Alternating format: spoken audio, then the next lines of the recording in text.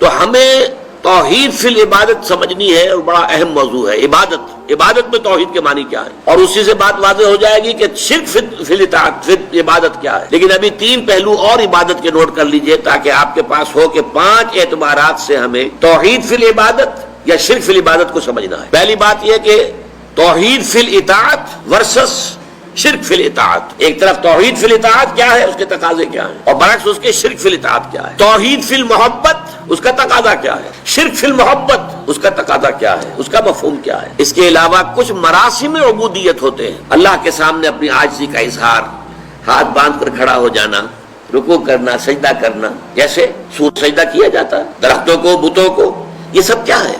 یہ اپنے اظہار عز و تذلل جو ہے وہ اس ہستی کے سامنے کہ جس کو وہ معبود سمجھ رہے ہیں، تو یہ گویا کہ مراسم عبودیت کہلائیں گے۔ اور نمبر 4 دعا کے بارے میں کہا گیا ہے الدعاء مخ العبادہ، الدعاء هو العبادہ۔ اب اس میں ہمیں دیکھنا ہوگا کہ توحید فی الدعاء سے مراد کیا ہے اور شرک فی الدعاء کیا ہے۔ اور آخری چیز، عبادت کے اللہ کی جناب میں قبول ہونے کی شرط لازم ہے اخلاص، اور اخلاص کی ضد ہے ریا اور سمعہ۔ کوئی کام کرنا عبادت کا، نیکی کا، لوگوں کو دکھانے کے لیے، اپنے تقوی کی دھونس جمانے کے لیے، تو یہ گویا کہ شرک کی پھر وہ بدترین صورت ہو جائے گی جس میں اخلاص کی نفی ہو جاتی ہے۔